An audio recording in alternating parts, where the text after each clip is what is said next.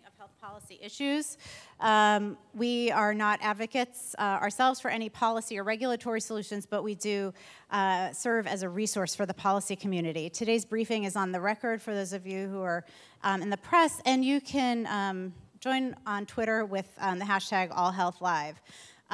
So let me just ask, raise your hand if you have been in the hospital, like, ever, other than your birthday. All right. Or keep your hand raised if a loved one of yours has been in the hospital.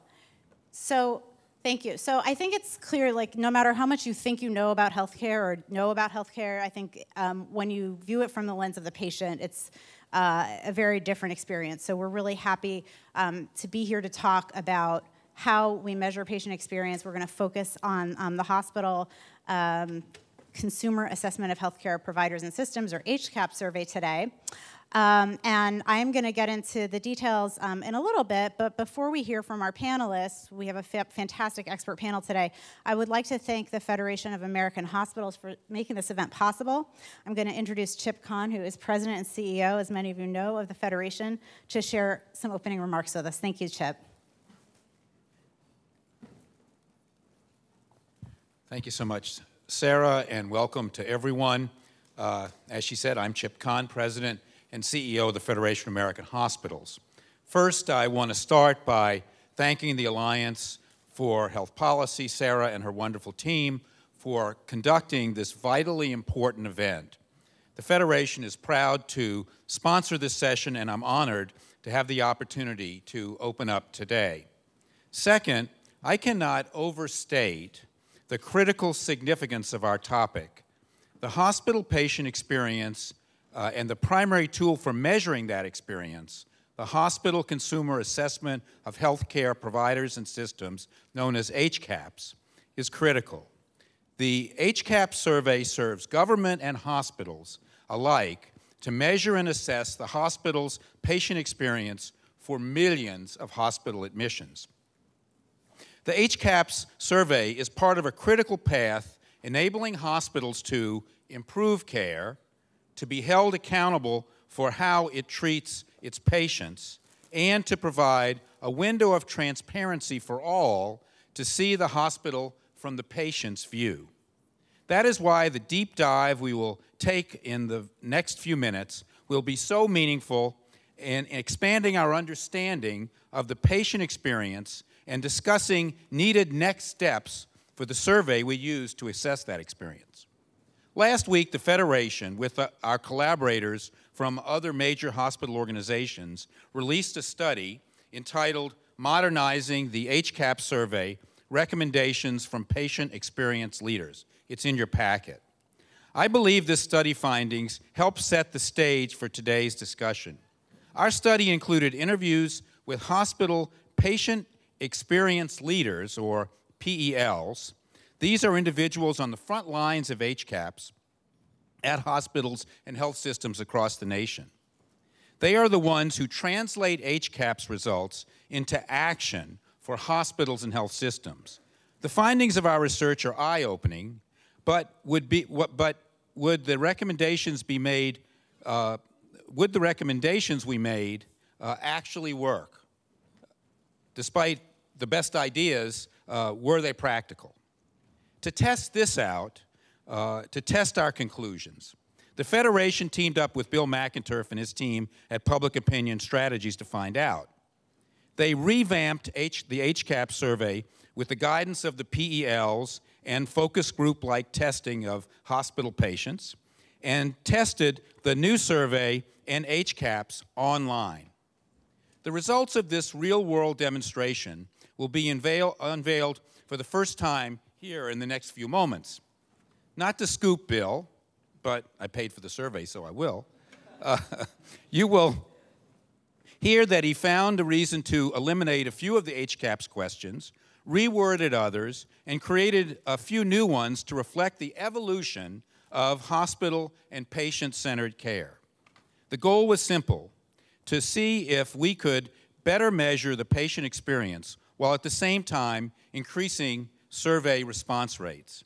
We think we can say from the demonstration that adding an online option to the other modalities for administering HCAHPS will and should foster better response rates. We know that CMS is already aiming in this direction, and we hope they will work fast. The detailed results that Bill will outline are exciting and enlightening. Now, during this briefing, you're going to hear about how the patient experience is critical to effective patient care. Some will even talk about how we need to move beyond the measurement of patient experience toward a focus on patient-reported outcomes. In conclusion, from my view and our efforts with our sister hospital organizations and Bill's work, there are 6 takeaways that I hope you will take away from today's session. Number 1, HCAHPS is critically important to care, improvement, accountability, and transparency. Number 2, it works, but like anything else, it needs a refresh. Hospital care has clearly evolved and changed over the past decade, as has the patient experience in this evolving care-giving environment. HCAHPS needs to evolve too. Number 3, HCAHPS can work better across today's continuum of hospital care to address care transitions and post-discharge experiences, efficiency and teamwork of the care team, fulfillment and comprehension of the patient's care plan, among other things. Number 4, we know that a patient's socioeconomic circumstances can impact the effectiveness of care. We need HCAHPS aimed to capture critical information that contributes to a greater understanding of social determinants of health and health care effectiveness. The current HCAHPS can do more to move forward this goal. Number 5, despite much effort over the years, the HCAHPS survey questions often do not sufficiently match the health care literacy level of some English speakers, much less fit for many who speak other languages. HCAHPS questions need to be recalibrated to be more broadly understandable. And finally, it's time to move HCAHPS online. Response rates are dropping from 33% in 2008 overall to 26% in 2017. Eventually, this will impact validity of HCAHPS. We need to make sure we solve this problem. No one is suggesting we move beyond the phone or mail, but it's time to join the second decade of the 21st century with HCAHPS. So finally, if you want to know more about our study and Bill's demonstration beyond the discussion today, you can go to fah.org, and we have 2 Hospital in Focus podcasts for deeper dives. So with that, on to the panel. Great. Thank you so much, Chip. All right, well, with that, let's get to our panel. So excited to have everybody here. First, I'm going to introduce them down the row here. I'm delighted to introduce Dr. Mary Tinetti. Dr. Tinetti is the Gladys Phillips Crowfoot Professor of Medicine and Public Health and the Chief of Geriatrics at the Yale School of Medicine. Dr. Tinetti leads a national effort to develop and test an approach to healthcare decision-making that focuses on the individual priorities of older adults with multiple chronic conditions. Next, we'll hear from also Dr. Shantanu Agrawal, who is President and CEO of the National Quality Forum. Dr. Agrawal is a board-certified emergency medicine physician and former deputy administrator for CMS, where he led the Center for Program Integrity. That would be a lot to still do both of those jobs. Next, we will hear from Bill McInturff, who's co-founder and managing partner of Public Opinion Strategies, one of the nation's largest political and public affairs survey research firms. Today, he will describe his work developing and testing a redesigned HCAHPS survey. We'll then hear from Sheila Delaney Maroney. Sheila is the Patient Experience Officer and Senior Director of Person-Centered Programs and Services at Hennepin Healthcare in Minneapolis. She's a frequent national speaker and a founding member of the Patient Experience Policy Forum and a board member for the Patient Revolution. And then we are really pleased to give the final word, who's going to be the judge of everything we say today, to a patient and advocate. Denise Durgan Maloney is co-chair of the Barrel Institute's Global Patient and Family Advisory Board, as well as an executive coach for Back Bay Leadership. After being diagnosed and treated for breast cancer in 2018, Denise launched an educational website to help breast cancer patients learn more about their cancer treatment. Denise will discuss the importance of integrating the patient experience into care delivery. So I will now turn it over to Dr. Tinetti. Just push your mic to talk, or come up there.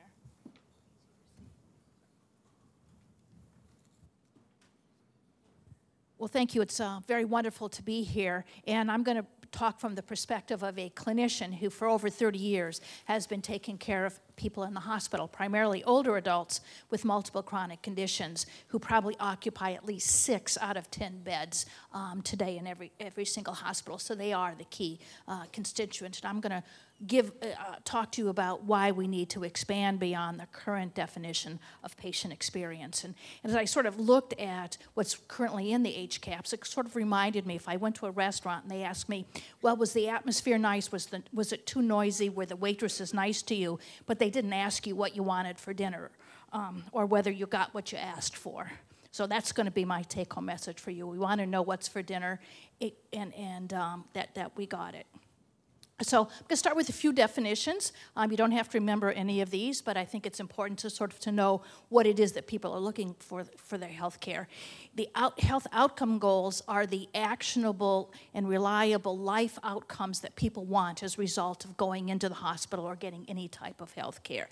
They go not because they want to have their joint replaced, or they don't go because they want people to be nice to them. They go because they want to be pain-free enough that they can get to their child's graduation or whatever.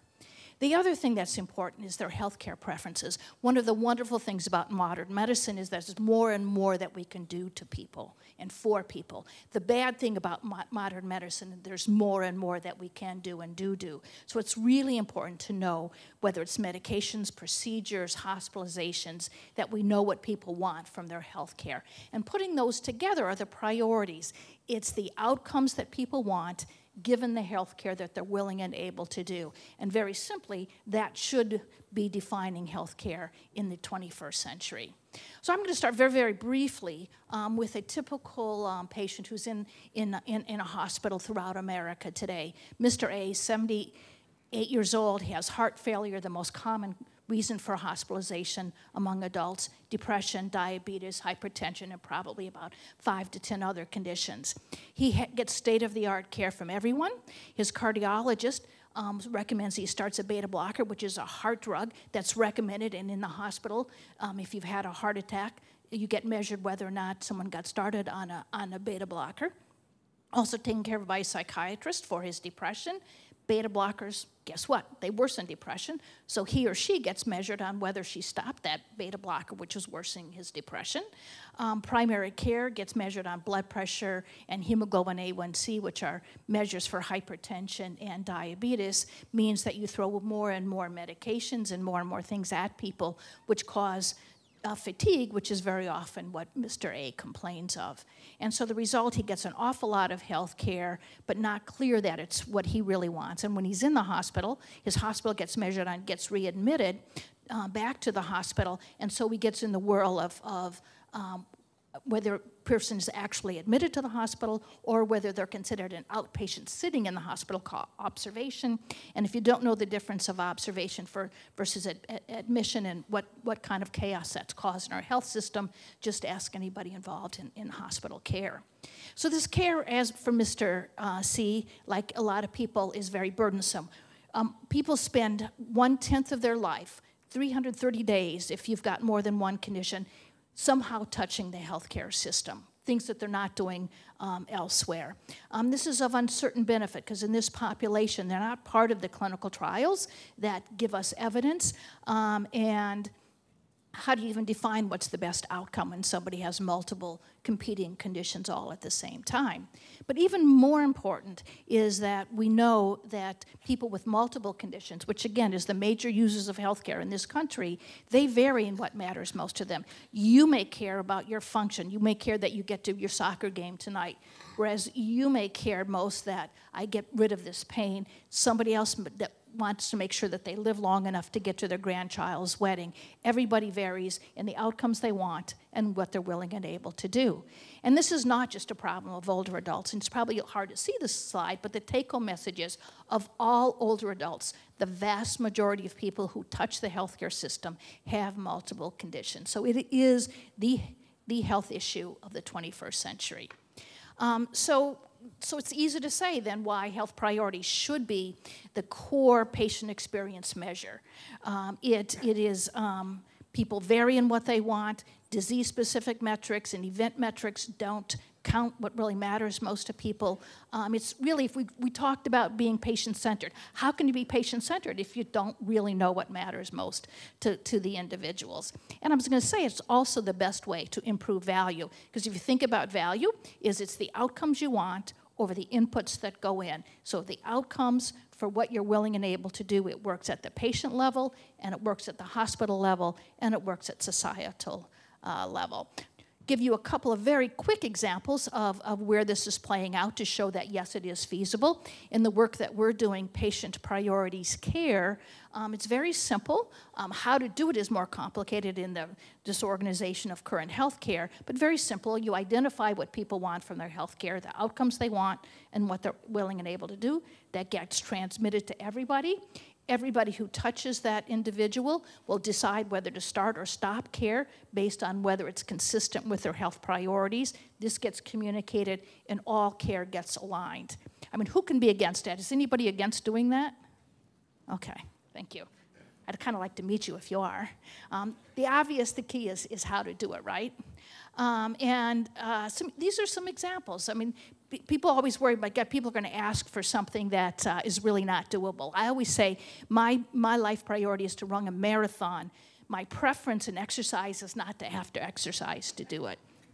But most of us are not like that. When we get to our healthcare, they ask for really very reasonable things. I want to be able to work at half a day in the office, and all my healthcare visits keep me from doing that. I want to be able to babysit, and I have too much pain to do that. Really logical and achievable things. Some people feel safer in the hospital. I know there's all push about keeping people in the hospital, but a lot of my patients, when they get short of breath, that's where they feel safest. Or I'm walking, I can do the exercises. Things people think they can do, and things that they find just too hard to do. Their medications, too many tests, I don't really want back surgery, I have pain, can you give me some alternative? People are able to say, if you ask them in a reliable way, what they want, what they don't want, and they're realistic in how it can help them or not help them get the outcomes that matter most. And so does it work, and does it make a difference? So in work that we just finished recently in Connecticut, but also a very similar study in Houston with another group of our colleagues, we did find that if you really train clinicians and patients to be on the same page, really did have good documentation. People were able to document that they had thought about the patient's priorities in all the decision-making that they made. This occurred in an outpatient ambulatory setting, but very doable in the hospital as well. And most importantly, it resulted in less unwanted care, and that's the key. We're not keeping wanted care or necessary care. This is care that people specifically said they did not want.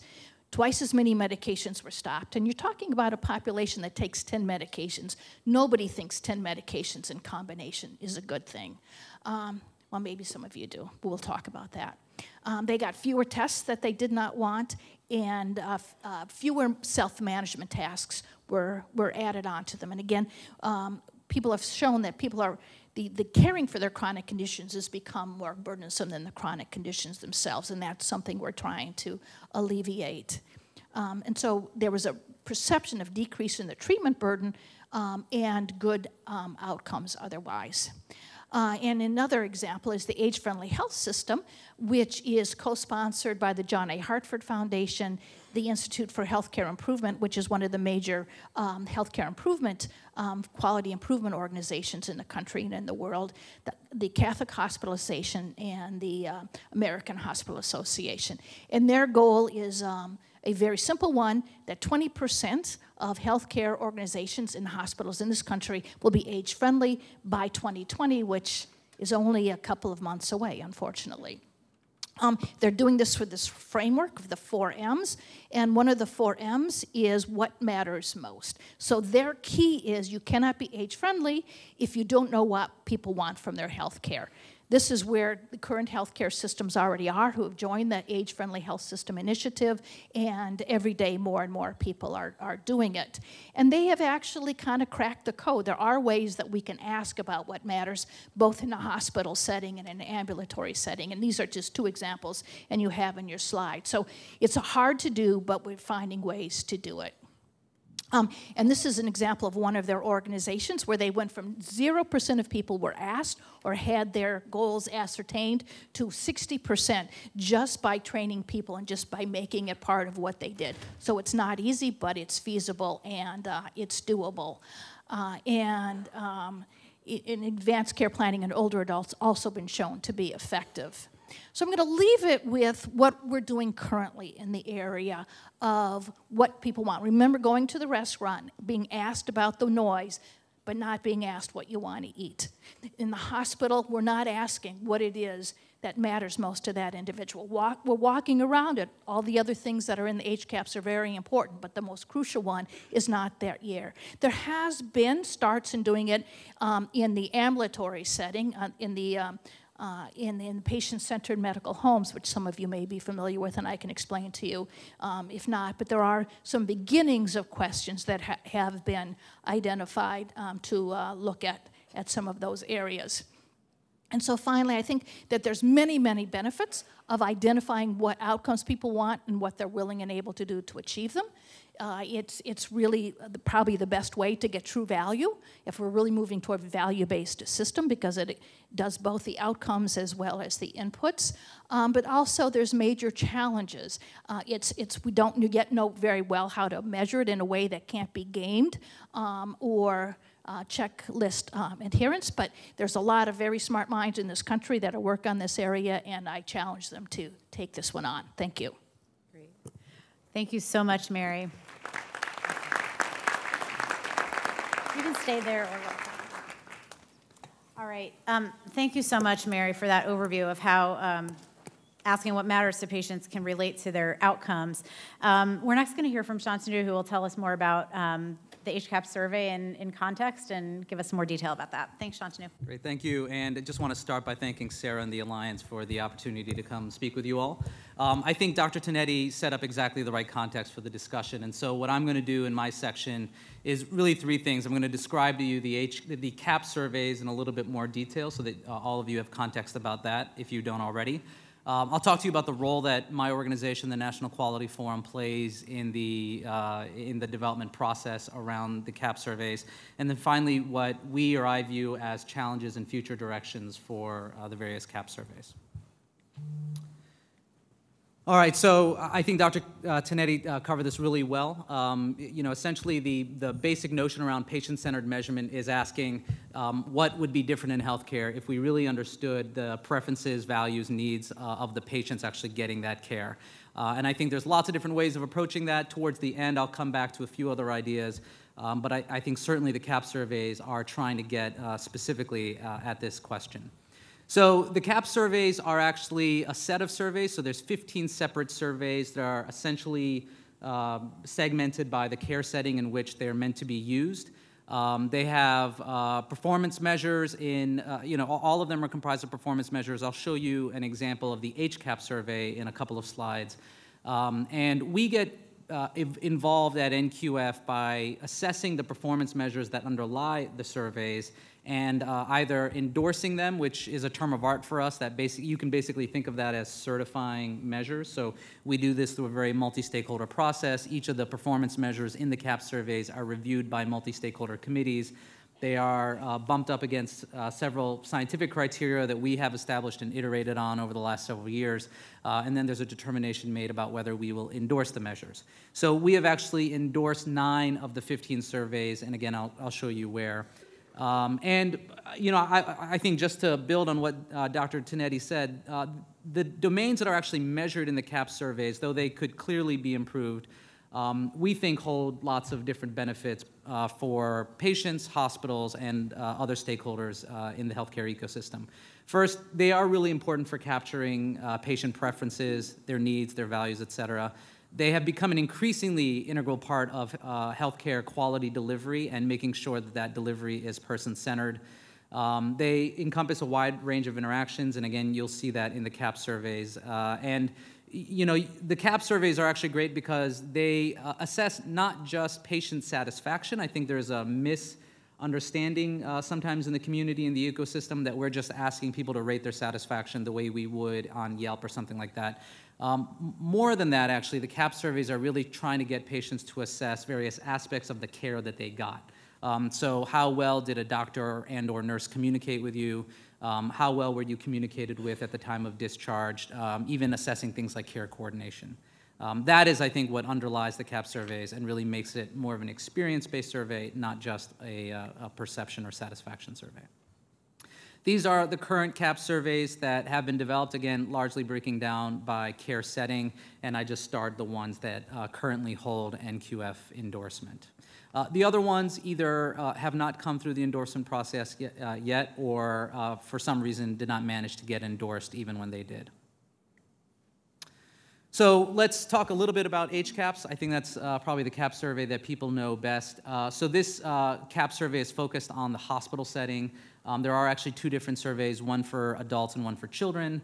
The broad goals you can see here are very commensurate with CAHPS surveys overall, but this is meant to provide an objective standard of topics that are important to patients. So this is meant for objective comparison between hospitals and within hospitals. It's publicly reported, and it is meant to enhance accountability as well. So it's used in a variety of public programs at this point, and I'll show you the timeline in another slide or two about how it's gotten incorporated over the years. The HCAHPS survey is part of the Hospital Compare site, and again, it allows literally for comparison between hospitals. It's part of various pay-for-value programs, including hospital VBP, and it's also part of public transparency programs like the STARS program. So the content and administration of this survey, so it's a 32-item survey. There's actually a set of core questions, 21 questions, some of which will come together in more composite measures. So there's basically 7 summary or composite measures that utilize 2 or more survey questions. There's then 2 individual items. I think one, for example, focused on the room cleanliness, not patient cleanliness, room cleanliness.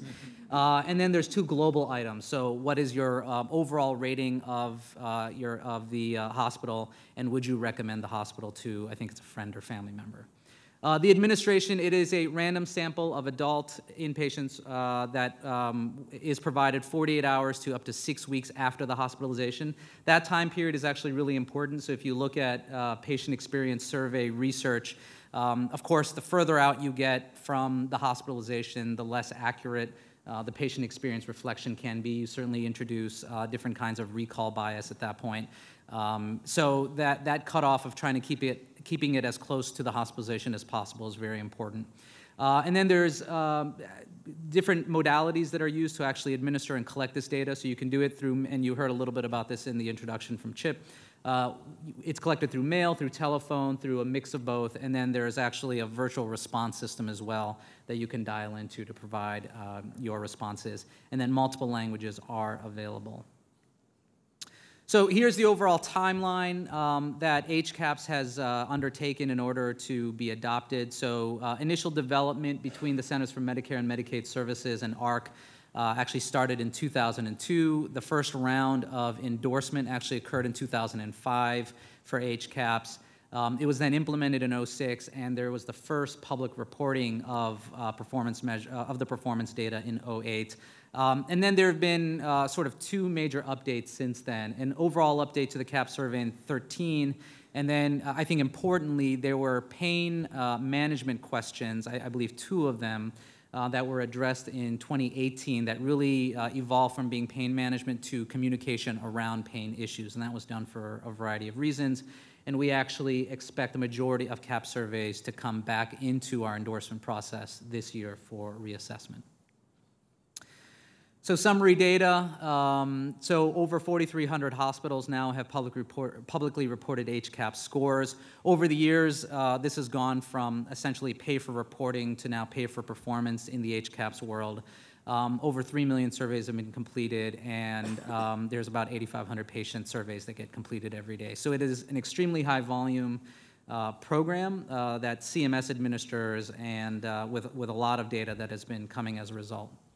So that's just hopefully useful grounding in what the CAHPS surveys are and what HCAHPS is in particular. I thought I would spend a couple of minutes just talking about what I view as current challenges and then potentially some future action items. And I positioned this as HCAHPS since we were doing a deep dive on that, but I do think a lot of these really apply to CAHPS surveys generally. So first, there is a fair amount of burden attached to data collection. Patients are increasingly being surveyed both by CAHPS surveys and other surveys. So most hospitals, and I'm an emergency medicine physician, every hospital I've worked in administers their own surveys that augment CAHPS, that include those CAHPS questions but go much further. There is a fair amount of surveying that goes on, and a lot of hospitals actually are not only assessing survey results at the hospital level, but they are really trying to do enough surveys to drill down to the individual clinician level about clinician performance. So it is time intensive, very resource intensive, and patients end up getting a lot of potentially disparate surveys. It's also quite expensive to administer. On the data side, there are basic questions around who the data source is. Whether patients themselves are responding to these kinds of surveys or it's occurring through proxy caregivers. Obviously, that becomes a major issue when you think about pediatric surveys. The mode of administration, I think, is an extremely important challenge. So as I mentioned, there are a lot of different modes that are currently utilized, nothing quite online yet. I think that does account for the low response rate. So I thought the latest number was right in the 26 to 27% range for HCAHPS. But I do think that starts to question how comprehensive and representative these surveys are being of the potential patient cohort. There is some selection bias that I think can also result when you get, under a third of people responding to these surveys. You have to ask, so is there anything special about the third that are responding? And then there are missing data and exclusion issues as well. So there are people that either by design or just by the way the survey is administered are actually not part of the survey population, and that can be quite problematic. I think two challenges definitely worth talking about. First is how much are we capturing data about individual populations, those populations that might be at higher risk for various healthcare disparities, health equity issues. Again, with a third of the population, potential population being surveyed, are we capturing enough critical data on populations of particular interest or concern? That's number one. Number two, patient expectations, I think, do clearly play into this. Again, there's a good amount of data that you can find that shows that a person's expectations going into the hospitalization, going into a survey, can actually have a strong outcome on what they report in the survey. I think it's important to better understand that through research and be able to adjust surveys then as appropriate. And finally, I think there's a basic question around how patient experience measurement compares to clinical outcome measurement. So are these things correlated? Are they not? I think right now the data is a little bit mixed on that. Probably the long and short of it is that if you ask patients their experiences tied to specific clinical interventions or events like a particular hospitalization, and you ask them about aspects of that care that they really can assess and experience directly, that actually has been shown to correlate pretty well with other clinical outcome measures. Where you move away from that, either the time of survey is very delayed, or you ask them more generic questions, or you ask them about a whole set of care interactions and not a specified set, the correlation with clinical outcomes can really start to drop off. But that's an important topic, and I think points to some futures issues in measurement. And the last thing I'll just touch on very quickly is that patient experience measures are really one aspect of what could be measured from patient-reported domains, right? So there's 4 different things that can be measured. Experience with care is just one of those things, but you can also assess things like health-related quality of life, symptoms and symptom burden, healthy behaviors. Those are all different kinds of measures, and I think, therefore, any kind of CAHPS approach or patient experience approach really needs to fit inside a larger measurement approach that engages patients, particularly patient-reported outcomes that I think are the holy grail for measurement in many ways. So we're doing a lot of work along these lines at NQF. We do have a patient-reported outcome committee that is actively being convened. You can submit nominations if you're interested by the end of this month. We will be looking to assess current challenges in PRO selection and how to improve PRO data quality. And I'll let you read the rest just because I'm over on time in terms of the other things that we're actively engaged on. So thank you again for the opportunity.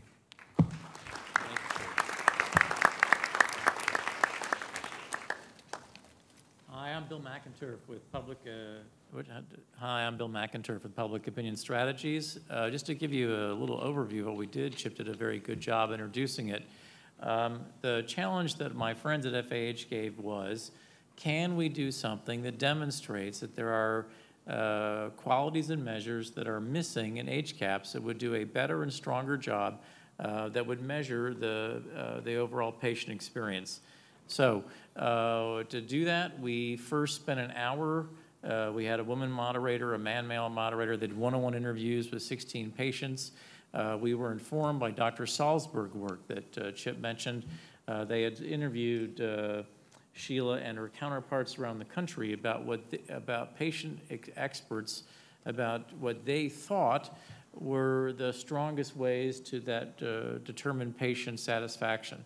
And then we did a lot of open-end probes about their own experience first, and then we kind of tested some of the measures we heard from Dr. Salzberg's work to see if, in fact, those resonated with patients.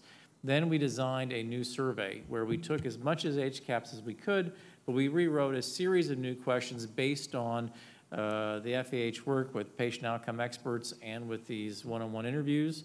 And then from that survey, we looked at which questions were the most predictive of which the doctor mentioned overall satisfaction and recommendation to a friend or family member. And then we did sort of a final test. We took the exact HCAHPS survey online, and then we wrote a modestly new survey that had edits and changes so we could compare the two instruments. So what did we find? One, 87% of Americans, according to the U.S. Census, are on a computer, laptop, or smartphone. And the HCAHPS existing survey worked really well online. And so one of the things, as Chip mentioned, is this work would demonstrate that the very thoughtful work that CMS does should be done, because we believe and we think that the work demonstrates that response rates could go up, and that there's a very successful way that this survey could be administered online. What it also did was we also found some additional areas that look like areas that could be further explored. One was stronger measures about the confidence in their doctors and nurses, and then this notion about patients wanting to feel that they've been heard and they had input in their own care. This was really central to what people described, and I think it reflects Dr. Tenetti's work about people wanting their own outcomes being respected. And then efficiency in care on the team-based care. Team-based care means not just my physician, not just the nurse, but it's the entire kind of coordination of whether or not the care that I've received was administered in a way that was on time, that people told me was happening, and that was delivered. And then the other thing is we heard a lot about admission and discharge. And we think from what we've heard and the additional questions that we've asked, that especially on the admission and discharge, that those questions could be strengthened in the HCAHPS survey. Not surprisingly, like any consumer experience, there's sort of a check-in process, and we first have our first reaction as a consumer, and then we have our last reaction. And I think that, and what I've said to the FAH client and hospitals is, if from this data, I would spend a lot more time trying to clean up the discharge process in terms of meeting consumer expectations. But I do want to say, again, from a public policy standing, the HCAHPS survey is a very strong, very well-crafted, and a very strong way to evaluate hospitals. I've worked with CMS in the past. Their market research and survey research department is very strong. And when you do research, you do very statistical models to say is this questionnaire successful in measuring overall satisfaction? Is it successful in measuring what I recommend to my friends? And by any research survey standard, HCAHPS is well above those normal measurements. So, number one, I want to make sure that whatever we're doing here, when we talk about modernizing, strengthening, improving, that we're being very clear how good and strong this current survey is. But the new items that we wrote, the 7 or 8 items that we wrote, ranked higher than the existing items they replaced. And as a consequence of that, and when you see that, is they also were more likely to capture what people said was their experience in the hospital. Overall, we had very successful results. Number one, it reduced the number of experience questions from 20 to 18. So a thing I was concerned about when we started this work was, hey, if you have a great survey and you're missing something, it's an addition. That we can't make this survey longer. And so, in fact, what we found was we were able to administer a different questionnaire that was shorter. It took 8.5 minutes. That was statistically significant, 1.3 minutes less than the existing HCAHPS survey. Why is that important? As the doctor mentioned, hospitals are adding questions on this document. So if you can knock out a minute, minute and a half, it increases response rates because you can add other questions. And then the other thing that happened is using those same statistical models, as I said, we were able to create a different, smaller, shorter, slightly shorter survey that was even higher in terms of measuring overall and predicting overall satisfaction and recommendation. So what were some of the questions, not all of them, but some of the ones that worked well in terms of measuring overall satisfaction? During this hospital stay, how often the doctors, nurses, and staff work together to provide you timely and efficient care? Again, one of the things people tell us is they are measuring the overall system, not just nurse, not just physician, but was there a coordination across care that worked? This turned out to be actually the single biggest predictor of overall satisfaction. During the hospital stay, how often did you receive accurate updates about the timing or any delays in your care plan? People don't expect, Swiss train perfection. They know there's gaps. They just want to be told if something's going to be changed or off schedule. During the hospital stay, how often did you understand your care plan clearly? And then another item that we found was, again, Dr. Tonetti mentioned her older patients are taking 10 medications a day. They walk in, and what we heard was, I'm really worried. I have a lot of existing medication. Does my hospital stay either explain to me why I can't take it or keep that medication in its current way? And that question actually worked quite well. And then, again, this is a rewrite of an HCAHPS standard, an agree-disagree scale. But when I left the hospital, I clearly understood the purpose of taking each of my medications. That language worked just slightly better. So what was our objective? Our objective is if you administer the current HCAHPS and then you take a slightly revised version from the work we did, how did that slightly revised version do? So number one, on already very high scores of satisfaction and prediction, the new survey was statistically stronger in both predicting overall satisfaction and recommendation. And the new questions, there were 13 questions that had correlation scores over 50. There were 7 of those over 50 in the existing HCAHPS, meaning that we believe that these modest rewrites and these new additions were in fact adding to our knowledge about how to measure satisfaction. So I told you I would mess up the technology. I promised my fellow panelists I would, and I did. I met my promise. The next one was, again, that importantly, we're trying to demonstrate that we could demonstrate a survey that did better. So I think I'm just missing my conclusion slide. So just in conclusion, number one, we really want to strongly encourage our friends at CMS to consider adding an online platform. We think that we've demonstrated ways to measure overall satisfaction with care that are stronger by measuring, was I listened to, was I heard, did they coordinate my care? and that this efficiency of care can be measured more correctly and accurately. And finally, that there are questions about the admission and the discharge process that we think can be strengthened.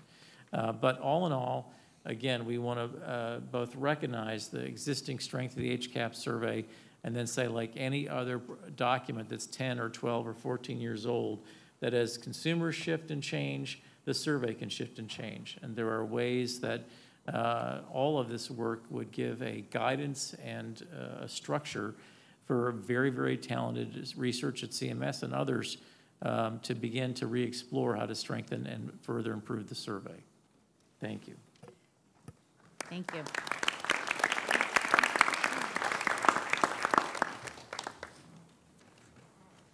Thanks, Bill. And for those following in packet, the conclusion slide is printed in your packet and it'll be online. So sorry about that, Bill. But so Sheila, how does all this work in practice?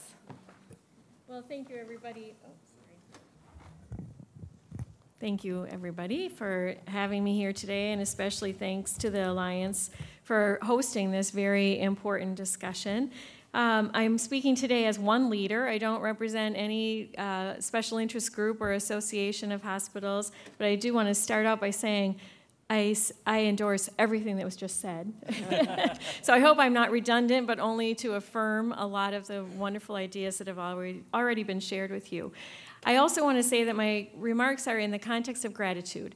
I'm particularly grateful to CMS, to AHRQ, to NQF, to the CAHPS Consortium for all the years of expertise and thought they've put into developing this very effective tool, and also their willingness to entertain a wave of feedback, an unrelenting wave of feedback about how this can be better. I also want to express my gratitude to the millions of patients who have filled out the survey. You saw an incredible amount of activity. Patients taking the time to tell us what they think about their care has been invaluable to us as we try and figure out what to do next and how to do it better. So I'm first going to give you a quick view of where I work. I am at Hennepin Healthcare in Minneapolis. I am the patient experience officer where I've been for 12 years. We are a pretty typical large level 1 trauma center. We are one of America's essential hospitals, serving a hugely diverse patient population. Our patients come from many countries. They speak many, many languages. They have life stories that range from privileged to trauma-informed and everything in between. We provide critical care, ambulatory care, inpatient care, across the continuum. And most notable is our payer mix is about 65% government funded, and with a preponderance in Medicaid. So that's a pretty, for safety net hospitals or America's essential hospitals, that's a pretty common quotient, but is unusual when you look at the whole realm of hospitals nationwide. That makes it very complicated because our patients have very complicated lives. Hospitals used to be sanctuaries, sort of like schools. They were in a bubble. We were able to provide care in an efficient manner. It was calm and controlled, and we were very focused entirely on really what is the clinical care that this patient needs.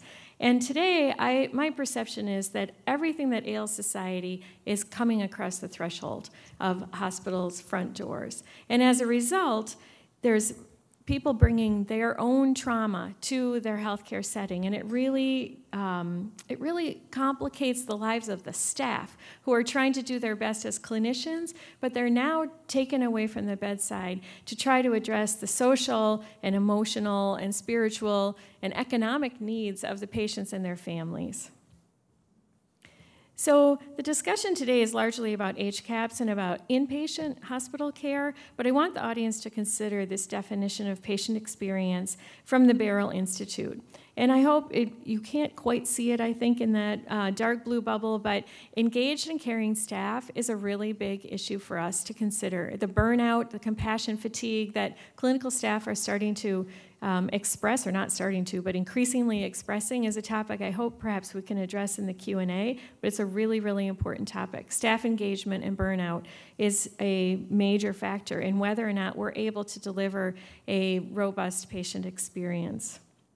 So I also want you to note that this is across the continuum. While we're talking about an isolated measure set that looks at 4 days in a hospital, it doesn't start there or end there for patients. And I'd like the room to consider, how do we measure the continuum of care, which is really where people's lives, they came with lives and they leave with lives, and they really want to tell us about how our care affects them before and after they're our patient. So when all the votes are tallied and all the surveys are in, this is what HCAHPS looks like to me. It's lots of charts and trend lines and bar charts and voluminous data and thousands of comments and lists of metrics, some defined by CMS and many others by a range of policy and payer organizations. And with my Excel charts in hand, I report to the board of directors, I report to our executive team, we give our information to payers and to the public. But with all the time that I have to spend, as was referenced earlier, the burden of measurement and the burden of reporting, with all the time that we put into grades and stars and public reporting, I fear that sometimes we're really missing the point. And the point is this. This is what HCAHPS looks like to patients and staff. These are the domains of HCAHPS at a human scale. What informs patients' experience most is the connection, the touch, the smile. Healthcare is a people business, and these interactions are what make or break a patient's experience. Patients and staff are not motivated by scores and stars. They are motivated by authentic and meaningful communication and compassionate care that does indeed lead to better health outcomes. I would say HCAHPS is currently designed, helps us get partway there for sure, but there is something missing, and I think it's what you see here. There is no assessment of how people truly cared for and about their patients, not clinically, but emotionally, psychologically, and spiritually. And there really is no assessment of whether or not these encounters were truly compassionate and person-centered, and they are compassionate and person-centered, and yet our staff is not recognized for that extra effort that they put in to go above and beyond to really care for their patients. So let's talk about the power of measurement, and especially HCAHPS. I want to validate what has already been shared. HCAHPS has had a huge impact on bringing needed resources and attention to the world of patient experience and to improving it. It used to be when I raised my hand to say, pay attention to the patient experience, I'd get a nod and a pat on the back to say, yes, this is very important, but not essential at this time. We got to move on. And there were a lot more priorities at the top of the list. Well, what you can see today is patient experience is showing up as the top 5 for most executives at hospitals and other leaders around the country. And that is very, very exciting. So I made a list of things that I personally think are pros and cons of the HCAHPS and value-based purchasing, and there's a lot of information in here, so I hope you can take the time to just take a look at this slide. But I want to call out 2 key things on the pro side. This tool has helped give a voice to patients. So without this tool, it was only the empowered patient who had the wherewithal to speak up about quality and who got some attention. Standardized measurement tools do level the playing field and allows patients and families from all socioeconomic backgrounds to have a voice. It has also fostered a sharing of best practices around the country.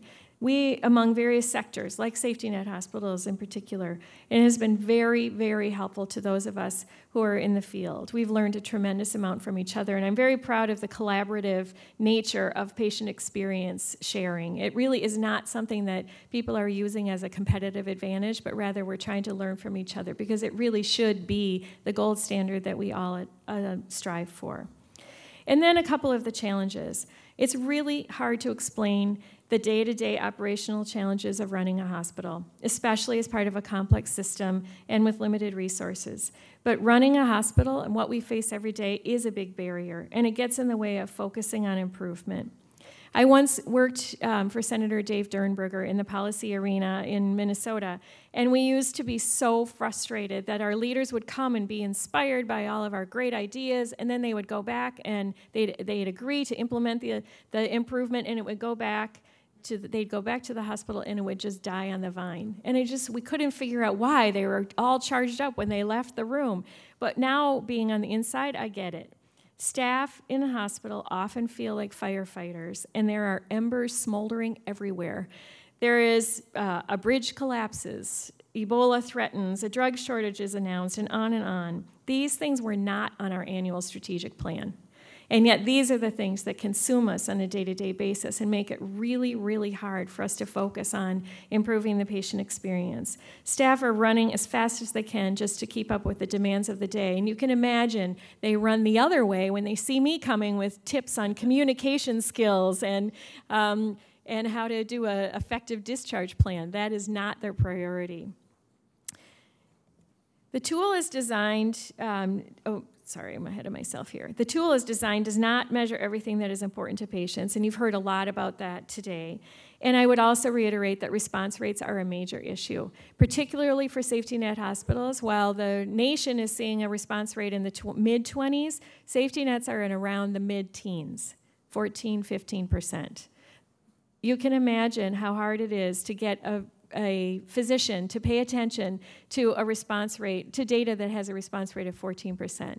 But not only that, to me, it's almost an ethical issue because we are absolutely not hearing from our most disenfranchised patients. We are definitely not hearing from people who don't speak English, and I'm afraid that we are not getting a representative sample of the people we serve. So I want to wholeheartedly endorse, I hope everybody reads this, because this is an excellent report. I did contribute my thoughts to it, as did many, many other experts in the nation, and I think it's a really excellent representation of our concerns and our ideas for improvement. So I endorse everything in it. So I'm not going to prioritize or pick anything out, and the recommendations are all good. If it is implemented, it will truly enhance my ability and my colleagues' ability to improve the patient's experience. Now I want to spend a few minutes on this slide. It's a very important slide to me as an essential hospital, and I hope it is to everybody in this room. We have social determinants of health are coming up more and more, and you're hearing about them a lot in the policy forums. They often undermine health, housing instability, poverty, limited access to transportation. It's much more challenging to engage patients in their care and their care outcomes and their care plan when they have these social determinants of health.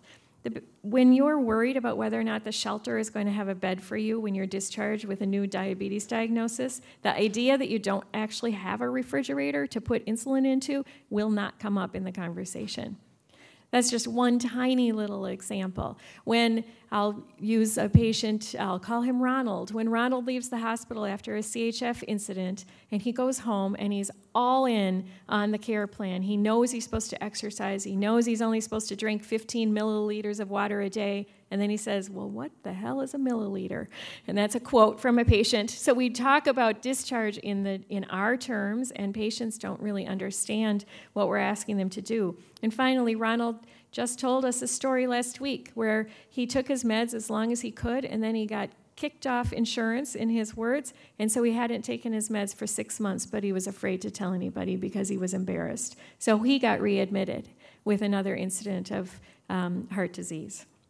That's what's happening in our hospitals. And as a result, we're not meeting the goals and expectations, and thus we're not getting the reimbursement that we need, and thus we don't have the resources to improve the experiences for these very complex patients. It's a total vicious cycle, and it's something that I think we really need to spend some time paying attention to. So patients will tell us, I've told you what is important to me as an administrator, but what's most important is to ask our patients what's important to them. And I know Denise is going to give us some great insights from a patient's perspective. But I want to affirm some of the findings from Bill's research. People want us to care about them as a person. They want us to coordinate between encounters, and they want us to give evidence of teamwork. Those are the three things that come out over and over and over again and are not as effectively represented in the survey in its current form and could be enhanced. There's another way to find out what patients want, and that is to just ask them directly while they're laying in the bed. And we did so. We asked about 100 patients 2 questions that the IHI had introduced to us. What matters to you and what brings you joy? And what do you see here? The most important thing is it's the human connection. It's that I want you to know that I have a family, and I want you to know how that family plays in my health care. I want you to communicate with me and to be kind and compassionate to me. And these are also, this is not something that is easily elicited from the current HCAHPS tool. And I think Bill also referenced, how might we ask this question? And in fact, it isn't really that hard. You just stop by the patient's room and you ask them what matters to them. And it actually, the answers transform the way staff thought about person-centered care. It was really an exciting outcome, very simple. So I don't have time to read this story, but it was interesting to me that Mary started out with a patient with heart disease, and I'm going to close with one. And what Daryl talked about were not the beta blockers that we prescribed to him. It was not the exercise regimen. It was not the drugs and the clinical protocols that we had him engaged in, but rather it was a nurse who expressed to him that she cared about him and she was going to do her best work to save his life. That actually, in his words, gave him the hope that he needed to come back. And he was indeed on his way to the end of his life. But this nurse, in her caring and compassionate way, helped save Daryl's life. That's what patients are eager to get from our system. And that is really the crux, I think, of what's missing in the current tools. And so when you go back today to your desks and you think about policy making and you think about new laws and you think about new legislation, I hope you'll remember Daryl's story and the other stories you've heard today, and you're going to hear from Denise, because it's really about the human. We cannot legislate caring, but it should be rewarded because it happens every day. With that, I want to thank you, and I will be looking forward to talking to anyone afterwards. Thanks.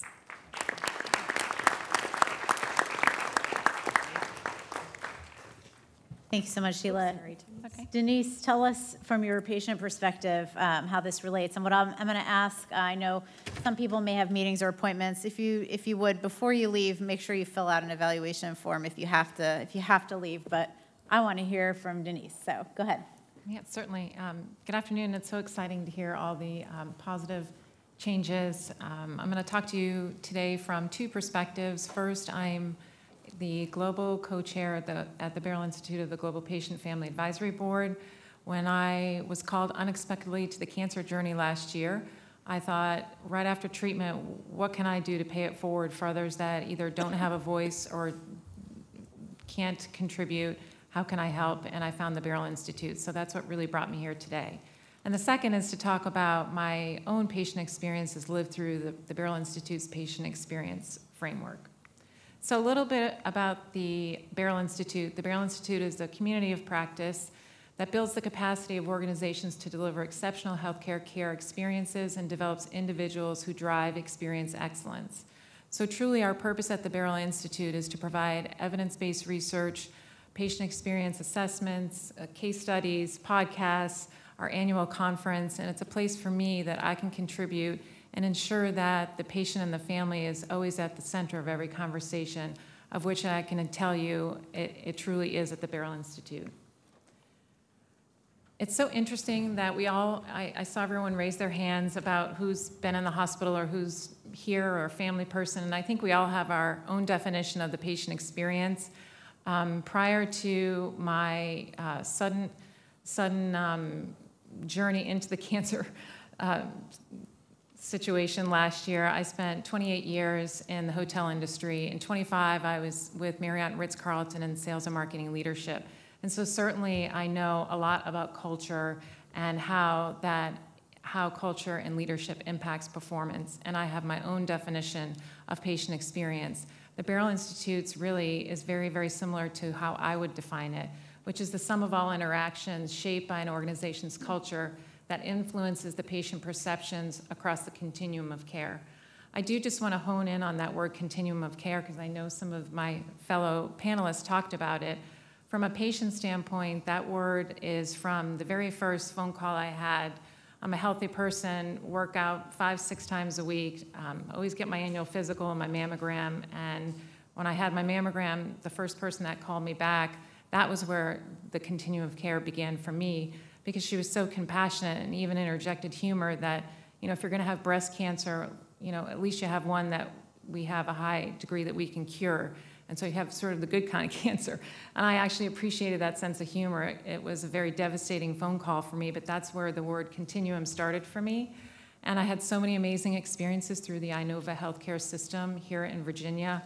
My surgical team was just and continued to be outstanding. I last week visited the Schar Cancer Institute, and my radiation oncologist, Dr. Eblin, when he greets me and his team greets me, it's like it's the first time they've ever met me. They're so compassionate. And coming from Marriott and Ritz-Carlton, I expected, I was pleased to hear about the patient expectations. I don't think mine was very different. I just wanted people to treat me how we treated hotel guests when they came and stayed with us at a Marriott or Ritz. And I had that with all of the team that I hired. Some along the way did not demonstrate, and other systems did not demonstrate that warm compassion, and I didn't select those providers. I looked at their scores, and although they were high, they weren't compassionate, and it made a difference that the scary situation of breast cancer at stage 2B is something that I want people to be compassionate and really hear me and how terrified I was, but I just carried on. So high level, at 60,000 feet, the Barrel Institute is changing healthcare by ensuring an unwavering commitment to the human experience. And for me, that's just, I feel like it's in my DNA that I am here and compassionate and really want to make a difference, and that really aligns with the Barrel Institute. So moving forward, a little bit about our Global Patient, Family, and Advisory Board. There's 12 of us. We represent a cross-section of diversity. We have 5 countries, diversity and professionalism. We have doctors on the group, myself with a hospitality background, patient experience leaders, and we support the patient experience leaders and organizations that are part of the membership community. The Barrel Institute has 50,000 members and growing in over 80 countries. And so we ensure that the patient and family voice is heard in each of the different resources that are available at the Barrel Institute. So when you think about the patient experience, you think, wow, we defined it, but really how does that work and how do you do it? And so last year, the Barrel Institute rolled out this and created this patient experience framework, and I really like it.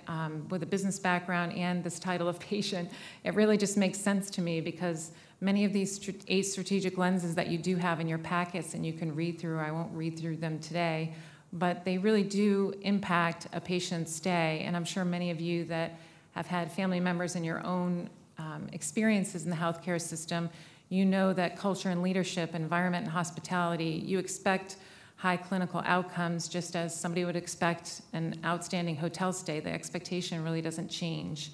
But this experience framework has really helped provide 3 things for the Barrel Institute to serve the community.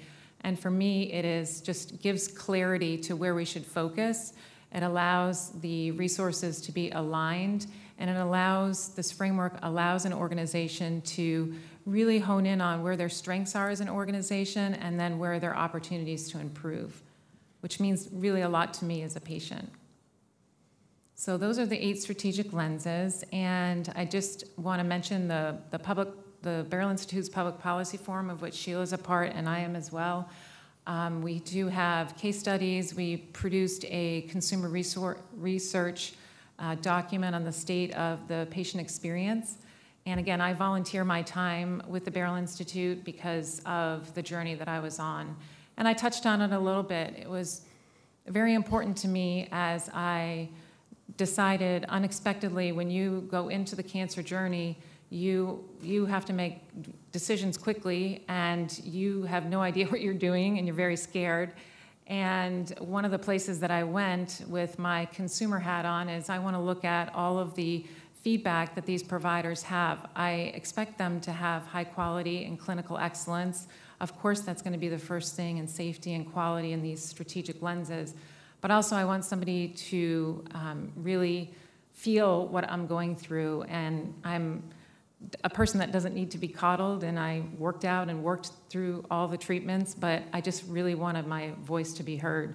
And it's so interesting that you share a nurse's story, because my physicians are all just really phenomenal, but I did have one nurse that at the Inova Women's Center, she you know, she knew I never had a surgery in my life, and now I was having 2 in one day, and I was hoping to be discharged that day, and I got to make that decision with my doctor that I did get discharged on the day of surgery.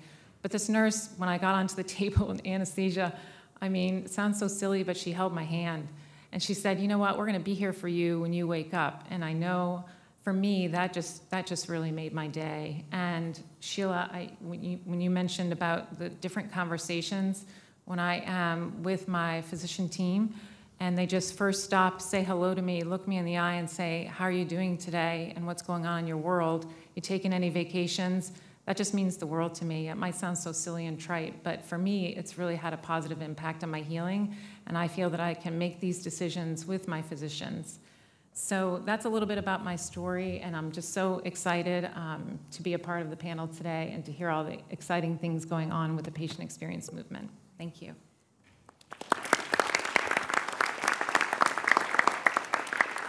Thank you so much, Denise. So we have about 20 minutes for a Q&A, and I really hope that you all stay and ask your questions. We do have green cards if you want to write a question down. Someone will pick it up. We also have 2 mics. They're a little hard to see, but you can stand up and ask a question. So I'm going to just quickly kick us off with this question. I mean, I think you all talked about the importance of the clinician workforce in improving the patient experience, and I want to ask, you know, Mary and Sheila kind of to reflect on that. I think Sheila said, you know, they run away from me when I have tips on how to be more patient-centered. Has that been your experience, Mary? Like, how does that actually work in implementation? Yes, that's probably true. I put on my clinician hat. I think, as we said, I mean, none of us go in there to do a bad job, right? I mean, we all go in to do the best we can. And when we sort of feel like, I think she said it beautifully, to us the experience is that one-on-one experience that doesn't get captured in any survey. I don't care how perfect and beautiful the survey is, it's not going to capture what really matters in those individual encounters. So I think we do feel very bombarded by how much documentation we're expected to do that a lot of us feel doesn't reflect exactly what really matters. That being said, we do have to measure. We do have to measure things. So I think the less we measure and the more important the things are that we measure, I think is the answer to the question from my perspective. So I would just like to add a little bit of commentary on the whole topic of burnout. And it is a real thing. It is a growing epidemic, I would say. It's labeled in a variety of ways. It's compassion fatigue, it's burnout, it's exhaustion. There's been a ton of press around and attention around burnout for physicians in particular and providers. But I would also say pay attention to every member of the team. The nurses are taking it on the head on a daily basis. And I think all clinical care staff really need some TLC in order to help them get through this. And it's not about getting through, it's really about addressing some of the issues that they're facing. And I think Mary talked about one of them, which is the burden of documentation. It's just one more thing on top of a very, very intense 12-hour day. And if we don't pay attention to this, there's an adage that says you can't give what you don't have.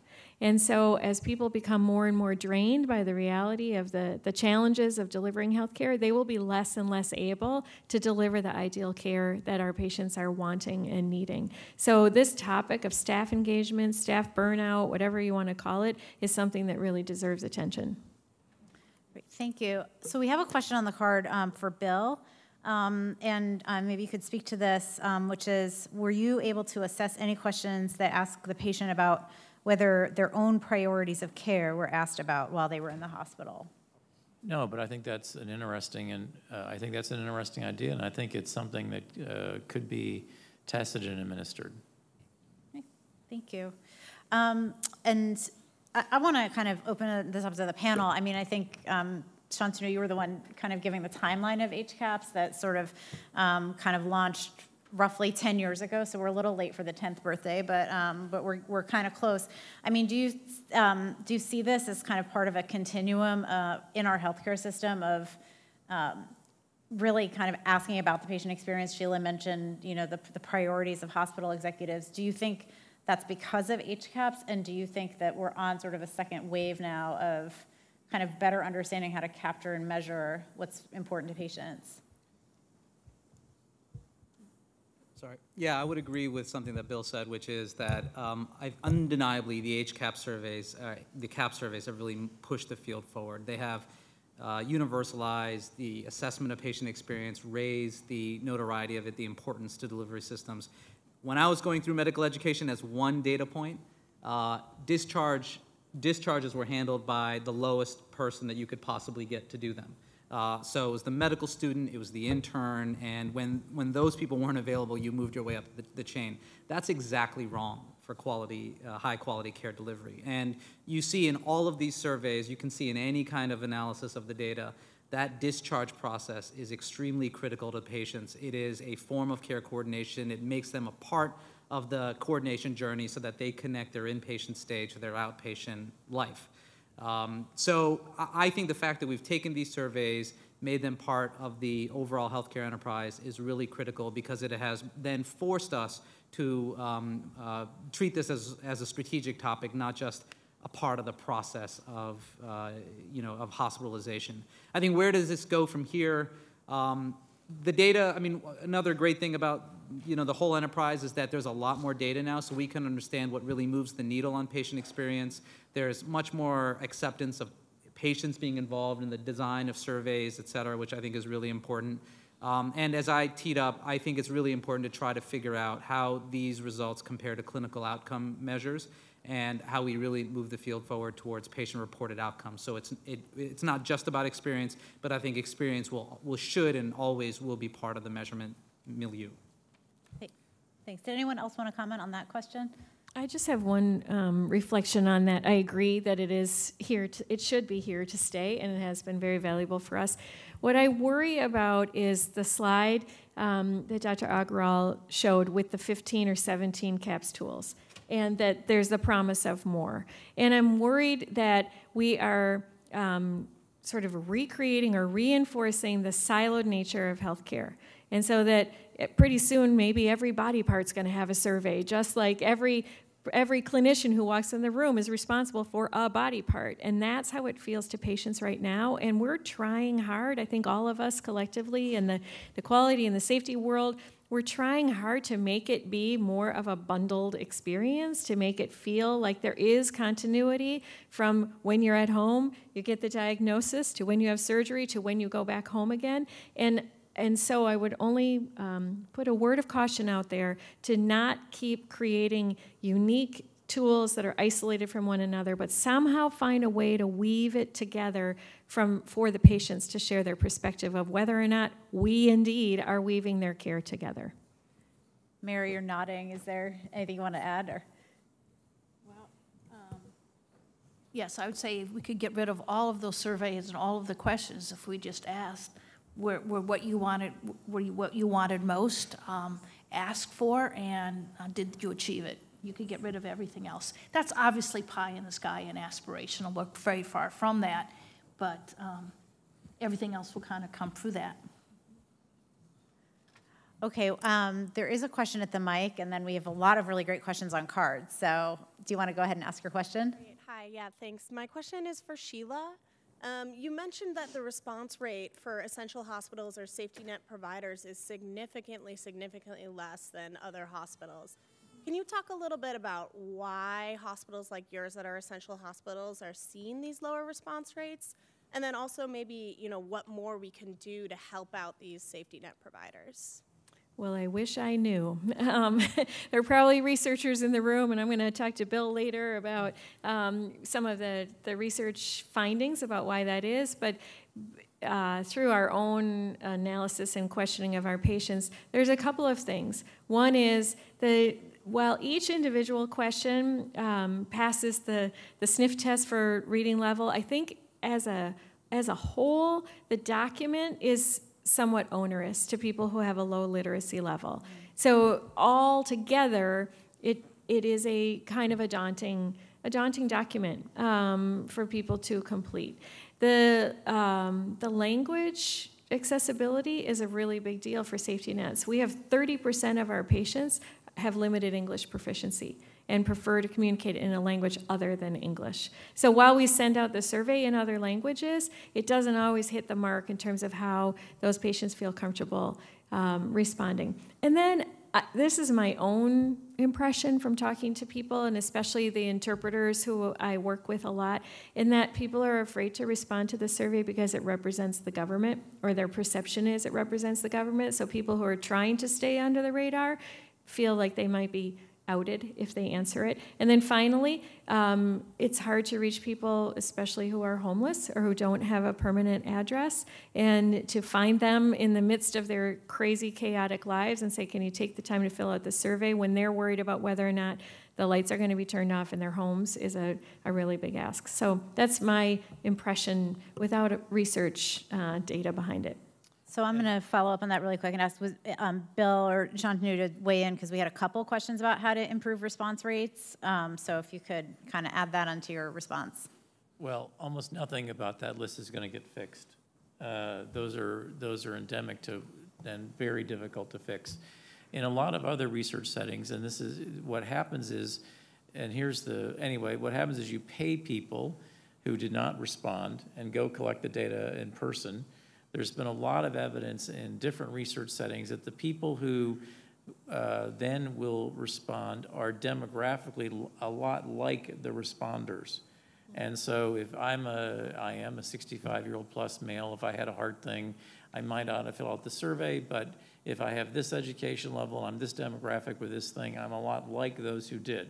Now, you get to some ridiculous point where, well, how do you know the people who take the money to do the survey in person are like the still people who still won't cooperate? However, at these still really high response rates, I want to at least be encouraging that even in the mid-high 20s, these are still very high response rates. You won't fix a lot of that stuff, but the other thing that can be done is I do believe that a full a smartphone version and an online version will kick up response rates. People can, there's especially not so much maybe at 70, 75 plus, but by the way, you'll be surprised at how deep the penetration is now with smartphones and laptops in that age bracket.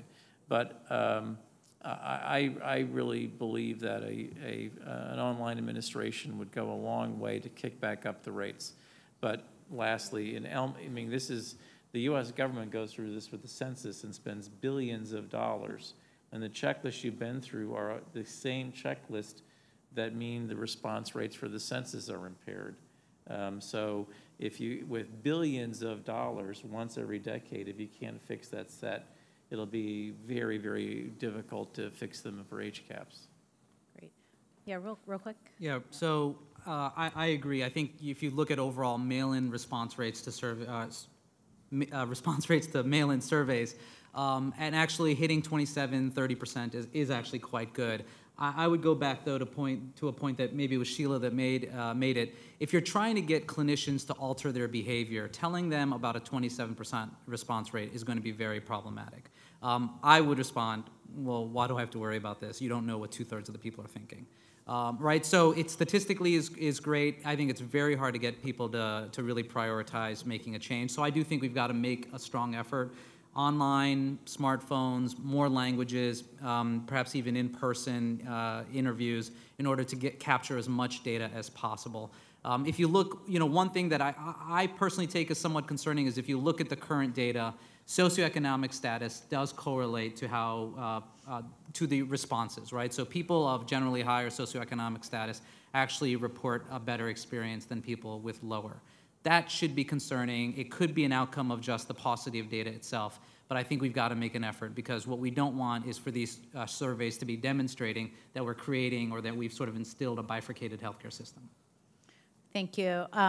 Okay, so I want to ask, I think Denise had something to add. So Denise, how big of a priority was answering a survey after your care? So, yeah, I did want to just comment because of my professional background and coming from the hotel industry, I knew how much these surveys meant to us and how they could drive process improvement and definitely recognition of our teams. And so I really wanted to fill in the survey. And of course, now I know it's an HCAP survey, but the first one I received, I'd had a mastectomy and I couldn't actually write to fill out the survey. So if it was timed a little bit different, and I know that's probably beyond the control, but for me, if it was timed a little bit later, I could have written and wanted to write a lot more because my care team was so amazing and all the arrival, during, and post.